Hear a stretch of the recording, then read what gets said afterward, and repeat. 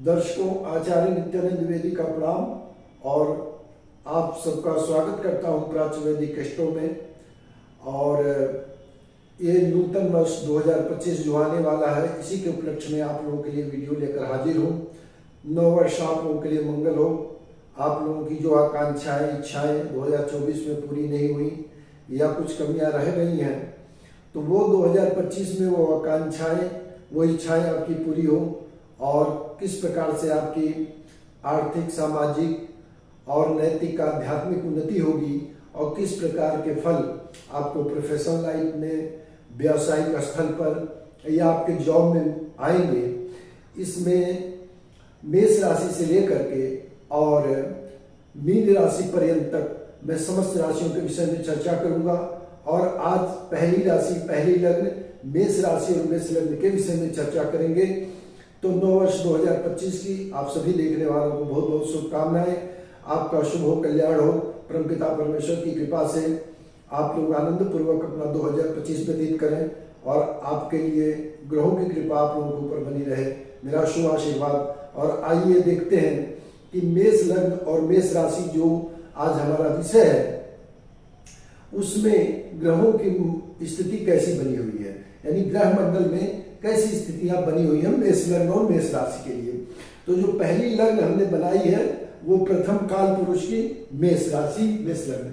इसमें हम देख सकते हैं द्वितीय भाव में देवगुरु बृहस्पति भाग्येश और व्यय भाव के स्वामी होकर के बैठे हुए हैं। चतुर्थ भाव में मंगल नीच का होकर के बैठा हुआ है। छठे भाव में केतु, अष्टम भाव में बुध और नवम भाव में सूर्य और चंद्र की युति बनी हुई है। दसम भाव खाली है। शुक्र और शनि से लाभ भाव आपका युक्त है और राहु 12वें में संचरण कर रहे हैं। अब प्रथम भाव से लेकर के बाकी सारे भावों में जो ग्रह हैं उनका क्या परिणाम आने वाला है उसकी चर्चा हम करेंगे। सर्वप्रथम देंगे देवगुरु बृहस्पति को, जो द्वितीय भाव में है और ये आपके भाग्य भाव और 12वें भाव के स्वामी है। जो भी ग्रह इस लक्ष्मी भाव का स्वामी होगा यानी त्रिकोण का स्वामी होगा, यदि वह किसी द्वितीय या 12वें किसी भी भाव का स्वामी हो तो आपको शुभ परिणाम देता है। देवगुरु बृहस्पति त्रिकोण के स्वामी, भाग्य के स्वामी और 12वें घर के स्वामी होकर के आपको शुभ परिणाम देंगे, यानी कि धन का आगमन पूर्व काल से बना हुआ है। और ये आगमन जब तक देवगुरु बृहस्पति लगभग अप्रैल माह 2025 तक यहाँ रहेंगे, तब तक आप लोगों के लिए धन का आगमन देवगुरु बृहस्पति की कृपा से होता रहेगा। इनकी पंचम दृष्टि देवगुरु बृहस्पति की 1, 2, 3, 4 और 5 छठे भाव पर पड़ेगी। छठे भाव पर पड़ेगी तो आपके ऋण रोग शत्रुओं पर देवगुरु बृहस्पति जो है कृपा करेंगे, आप ऋण और रोग शत्रुओं से मुक्त रहेंगे। और देवगुरु बृहस्पति की सप्तम दृष्टि आपके आयु भाव पर पड़ेगी। आयु भाव पर पड़ने के कारण स्वास्थ्य ठीक रहेगा, लॉन्जिविटी आपकी सही रहेगी। देवगुरु बृहस्पति की कृपा से आयुष्य आरोग्य बना रहेगा। इनकी नवम दृष्टि आपके दसम भाव पर पड़ रही है। शुभ कार्य कर्म आपके द्वारा होंगे, शुभ कार्यों को आप करेंगे और इससे आपका सब प्रकार से कल्याण और मंगल होगा। यानी कि अप्रैल के माह तक देवगुरु बृहस्पति तृतीय भाव में बैठ करके आपके धन कोष की वृद्धि करेंगे, ऋण रोग शत्रुओं पर नियंत्रण रखेंगे और कर्म में शुभ प्रदान करेंगे। अब यही देवगुरु बृहस्पति जब मई से आपके तृतीय भाव में आ जाएंगे तो क्या परिणाम रहेगा? इसका परिणाम यहां भी सुखद रहेगा। हालांकि यहां पर डायरेक्ट धन की आगमन को, धन संचय को बढ़ा रहे थे और यहां पर बैठ करके आपके भाग्य भाव को सीधी दृष्टि देंगे तो भाग्य से आपके सभी कर्म शुभ होने लगेंगे। अब भाग्य आपका साथ देने लगेगा। थोड़ा भी अगर आप परिश्रम करते हैं तो यहाँ पर भाग्य आपका साथ देगा। आपके जो भी कार्य आप चाहते हैं मनोकामनाएं पूर्ण हो जाएगी। पंचम दृष्टि उनकी सप्तम भाव पर होगी। रिलेशनशिप में सुधार हो जाएगा। आपके पार्टनरशिप में, आपके रिटेल व्यवसाय में, यानी रिटेल व्यवसाय यदि करते हैं तो उसमें आपको लाभ मिलेगा। साझेदारी का कोई बिजनेस करते हैं, साझेदारी का भी सप्तम भाव है तो इसमें भी आपको लाभ मिलेगा। साथ ही साथ अगर आपकी शादी नहीं हुई है तो शादी के भी योग यहाँ बनने लगेंगे, क्योंकि साल भर तक देवगुरु बृहस्पति की पंचम दृष्टि रहेगी। तो यहाँ शादी का भी योग आपके लिए बन रहा है। उनकी सप्तम दृष्टि आपके भाग्य भाव पर पड़ेगी तो भाग्य जागृत रहेगा। नवम दृष्टि जो है आपके लाभ भाव पर रहेगी तो शुभ मार्गों से धन जो है आगमन बना रहेगा। यानी देवगुरु बृहस्पति 2 चरणों में आपको सुखद और अनुकूल परिणाम देने वाले हैं। अब बात करेंगे मंगल की। मंगल आपके चतुर्थ भाव में नीच का होकर के बैठे हुए और लगभग मार्च तक 2025 मार्च तक यही रहेंगे और आपके घर जो आपका है मेंटल पीस है उसको कहीं कहीं डिस्टर्ब कर रहे हैं। अब मंगल लग्नेश होकर के अष्टमेश होकर के बैठना तो सुखद है, लेकिन कहीं ना कहीं घर परिवार में कुछ न कुछ दिक्कत समस्याएं आपके मेंटल स्टेटस को लेकर के बनी हुई है। कहीं ना कहीं कुछ अशांत है आपका मन। हालांकि सप्तम दृष्टि से दसम भाव पर उच्चतम दृष्टि दे रहे हैं तो व्यवसाय अच्छा चलेगा, व्यवसायिक उन्नति के मार्ग प्रशस्त रहेंगे। साथ ही इनकी दृष्टि चतुर्थ दृष्टि पड़ेगी यहाँ पर और गृहस्थ जीवन में कुछ उठापटक आपको देखने को मिल सकती है मार्च तक। और इनकी 8वीं दृष्टि लाभ भाव पर पड़ रही है तो अभी लाभ का योग और कर्म का योग अच्छा मंगल की कृपा से बना हुआ है।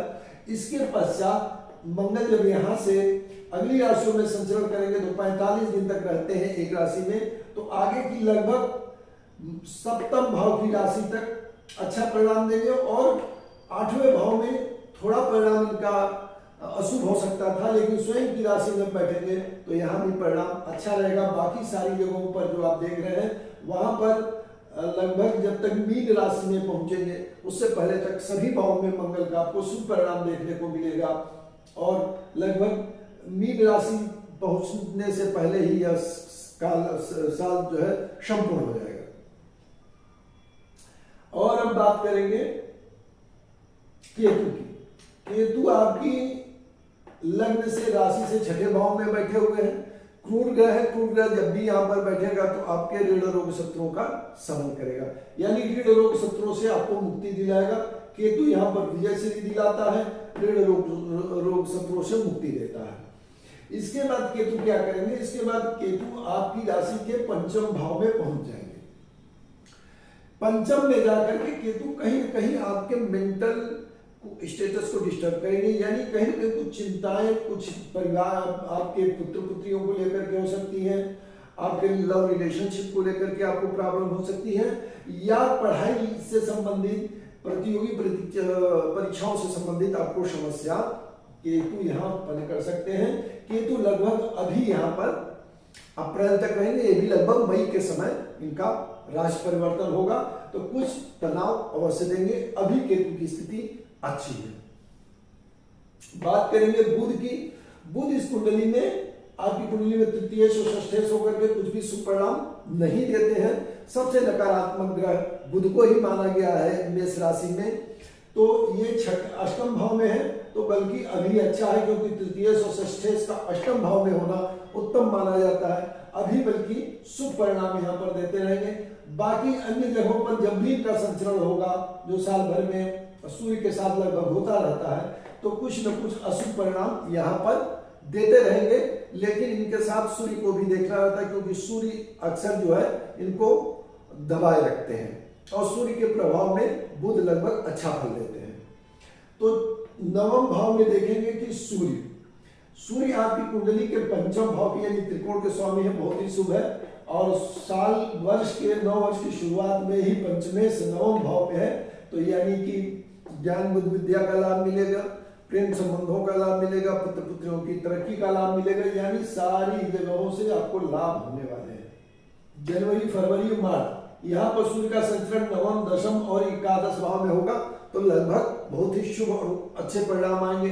12वें भाव में जब रहेंगे सूर्य जो है यानी कि मीन राशि में अप्रैल के समय में, तो कुछ समय के लिए आपको संबंधों में और पुत्र पुत्रियों से संबंधित दिक्कतों का सामना करना पड़ सकता है। इसके पश्चात सूर्य की स्थिति लग्न से लेकर के छठे भाव तक कहीं भी रहेगी और बाकी पूरे वर्ष तक आपको शुभ परिणाम आते रहेंगे।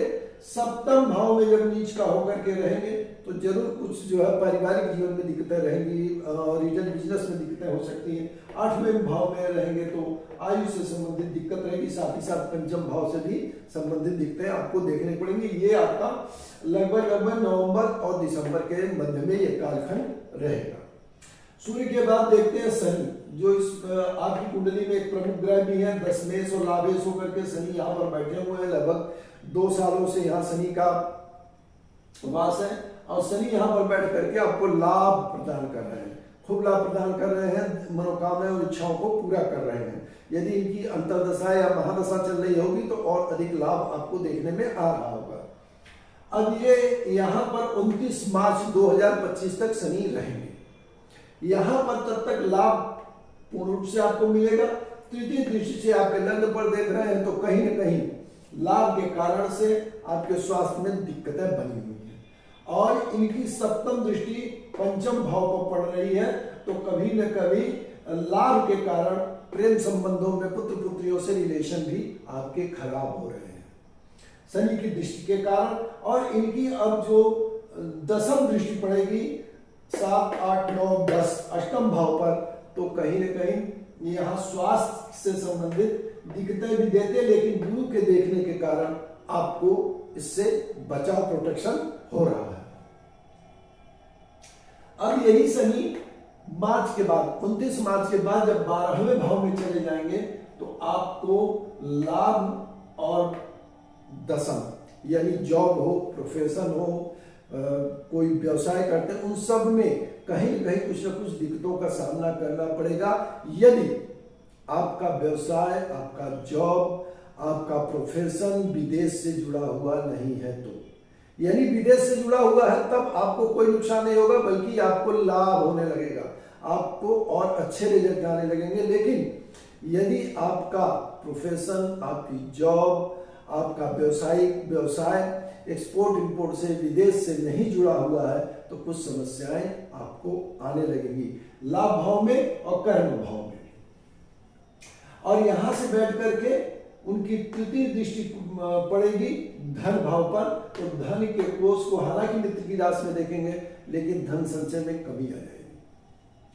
और यहां बैठ करके छठे पर देखेंगे तो खर्च कराएंगे लेकिन ऋण रोग शत्रुओं का समन करते रहेंगे।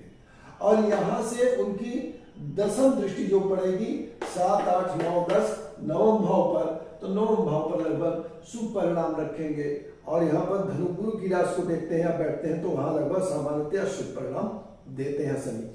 तो यहाँ पर अभी मार्च तक कारोबार और लाभ की दृष्टिकोण से शनि का जो गोचर हो रहा है वर्तमान में वो अच्छा है, लेकिन इसके बाद कुछ दिक्कतें आपके लिए आ सकती है। बात करेंगे राहु की। राहु वर्तमान में 12वें भाव में बैठ करके आपको कभी कभी मानसिक तनाव दे रहे हैं, डिप्रेशन दे रहे हैं, अनिद्रा की समस्या दे रहे हैं, चिंतन आप अधिक कर रहे हैं, चिंताएं आपकी बढ़ी हुई हैं, किसी विषय लेकर के चिंतन आपका अधिक बना हुआ है। तो ये राहु आपके लाभ भाव में आ जाएंगे तो इन सब चीजों से आपको मई के माह से मुक्ति मिल जाएगी। तो जहां शनि का प्रभाव नकारात्मक होगा वहीं राहु का प्रभाव सकारात्मक हो जाएगा। तो लगभग यदि देखें आपकी कुंडली मेष लग्न और मेष राशि के तो देवगुरु बृहस्पति की कृपा से और लगभग शनि के प्रभाव से भी लगभग पूरे वर्ष आपकी स्थिति नॉर्मल अच्छी रहेगी। वर्तमान में अभी आपको धन के दृष्टिकोण से, लाभ के दृष्टिकोण से मार्च और मई तक का समय ज्यादा बेहतर है। इसके बाद का समय स्वास्थ्य के दृष्टिकोण से ज्यादा अच्छा रहेगा। राहु की वजह से लाभ भी आएगा लेकिन कभी कभी लाभ की अधिकता और कभी कभी उसमें कमी भी, अप एंड डाउन भी आपको देखने को मिलेगा। अगली वीडियो में चर्चा करूंगा वृष लग्न और वृष राशि के विषय में। तब तक के लिए दीजिए मुझे आज्ञा। नमस्कार, जय श्री राधे।